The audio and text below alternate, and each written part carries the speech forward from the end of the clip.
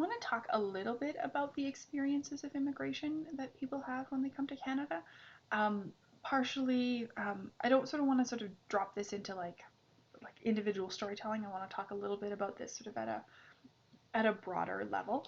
And in a lot of ways, this sort of winds up reflecting a disconnect, I guess, between um, the idea of what Canada talks about, sort of, especially internationally, and what actually happens to people when they get here. So, one of the things that we sort of often talk about is Canada being this really multicultural country. And I imagine that that is something you guys have heard a ton about.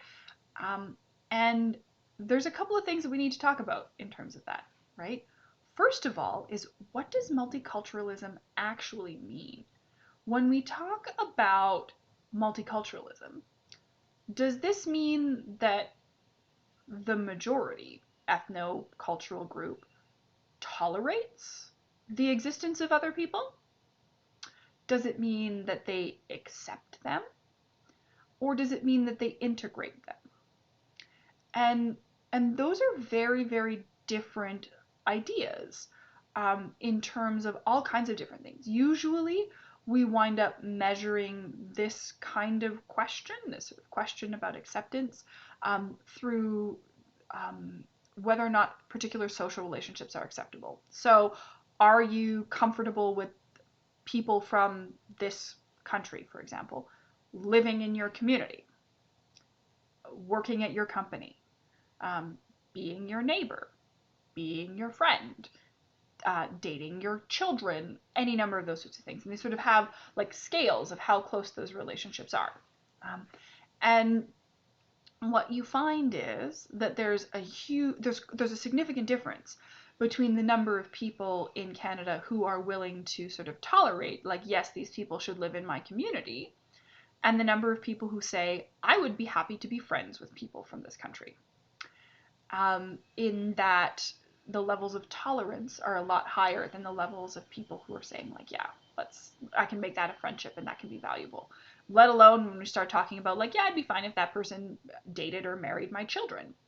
And that is kind of an important distinction. And any of you who have been in or had friends who are in interracial relationships, you could definitely sort of see some of those kind of conversations, or probably had some experience of that kind of tension. And this is sort of like the other conversation about multiculturalism is really about who you think is going to move and how. So there's a version of multiculturalism. Will Kymlicka, who wrote sort of the book on Canadian multiculturalism, talks about it as saris and samosa multiculturalism, which is an idea that groups of immigrants from other countries are absolutely welcome to come to Canada and bring their delicious ethnic foods, i.e., bring the samosas, and bring their very, very pretty ethnic clothes, i.e., the saris are lovely. But other than that, they are expected to live and act in a way that is Canadian, which means that you have similar norms to whatever people understand the Canadian norm to be around how you relate to work, how you relate to your parents, how many children you have, what you value in public policy, all of those kinds of other things. And Will Kymlicka's argument there is that sari and samosa multiculturalism is an idea that sort of reduces an entire culture to food and dress, and it kind of cuts out all of the rest of it. This is a huge sort of challenge for a lot of people because, and like examples of what sort of sari and samosa multiculturalism might look like and what we might sort of talk about there include things like saying, oh, okay, so we're a multicultural country, but the only holidays that are statutory holidays that everyone gets off are Christian holidays. So no one gets time off for Eid. Like, we don't shut the country down for Eid. We don't shut it down for Diwali. We don't shut it down for anything else. And that's an important sort of challenge because it means that in a lot of ways the system is set up to make practicing some religious and cultural traditions much easier, right? You get a day off for Good Friday and Easter Monday. So it's the only predictable 4-day weekend in the whole year, but it's very much connected to Easter. And it's only connected to one specific version of Easter, and that Easter and Passover don't always fit together. So there's a lot of kind of conversation about which ways we sort of have designed our structures. Um, the other sort of challenge that I sort of want to say is that in a lot of ways, multiculturalism is a relatively new value in Canada.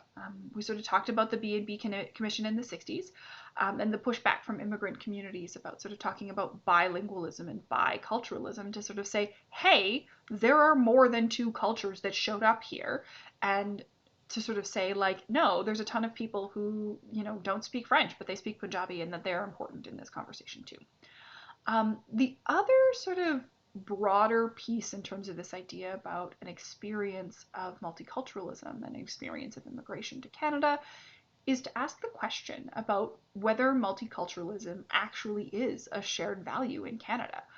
We're going to talk a little bit about Bill 21, we're going to talk a little bit about that sort of stuff, but there are actually a lot of people in Canada, and we sort of talked about this when we talked about Indigenous populations, who genuinely believe that minority populations would be better off if they assimilated.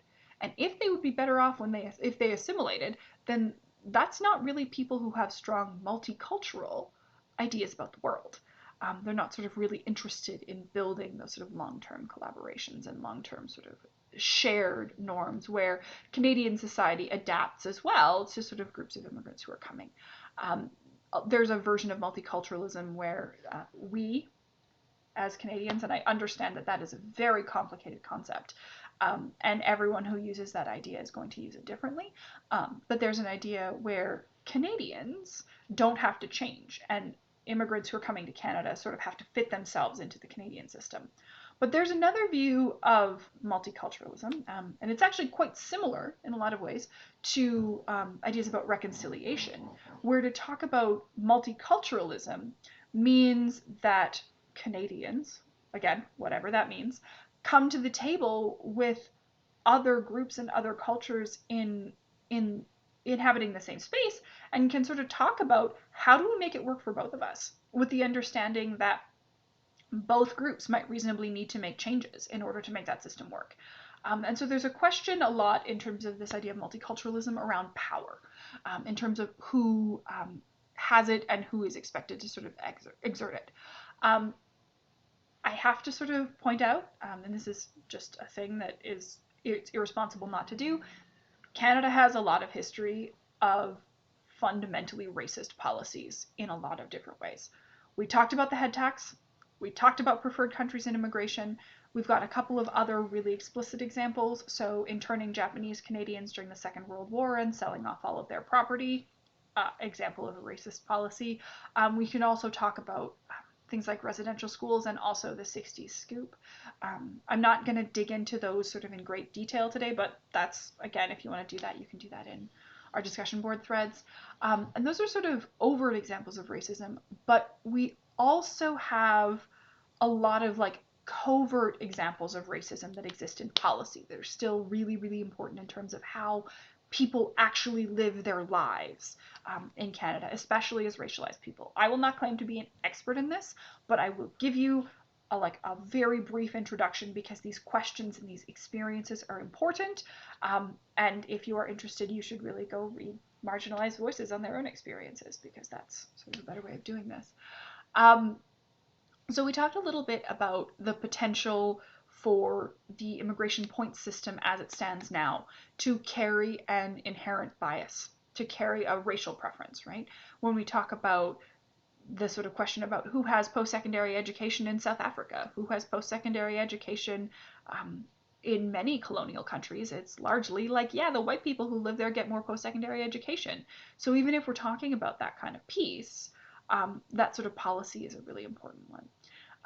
So there's that kind of question in immigration policy. Another example that might sort of look at sort of racism at a level that is probably closer to your own actual experiences is to sort of talk again about university admissions. So if you're not familiar with this, just so you know, the schools that have the least funding are disproportionately likely to be full of visible minorities, First Nations, Métis, Inuit populations. And that means that although we might sort of have a university admissions policy that says, oh, okay, if you need to have an average of 72 or something to get into our program, then, and if you don't, then we can't accept you.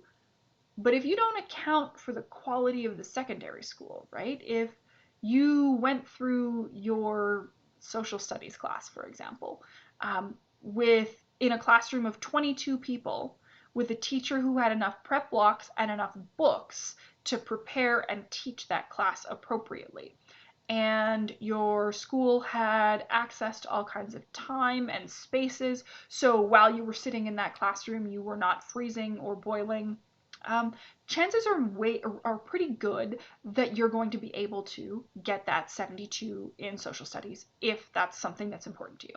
Okay.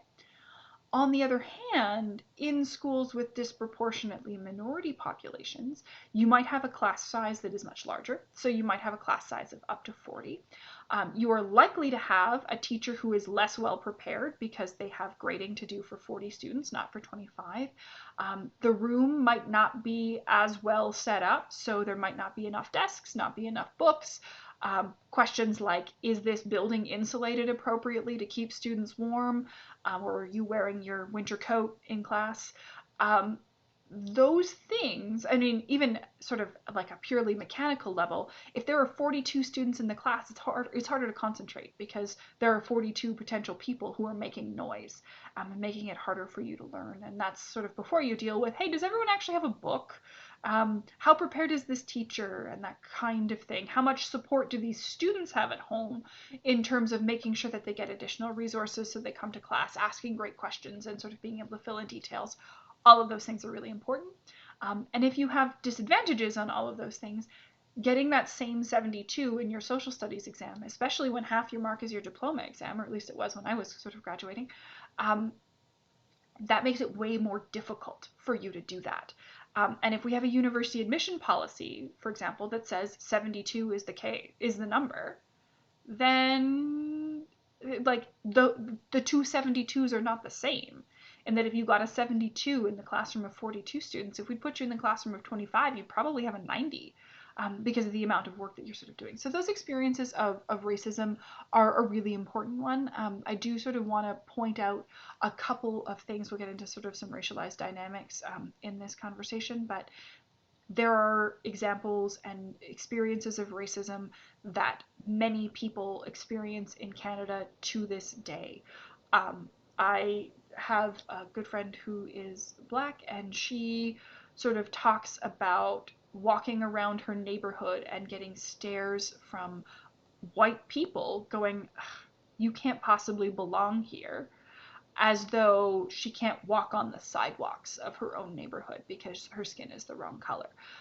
And there are lots and lots and lots of examples of that kind of thing that happen every day. I wish I could tell you better news, but I can't, because I'm interested in telling you what's actually happening. Okay? Thank you, and we'll get into sort of some racialized dynamics next.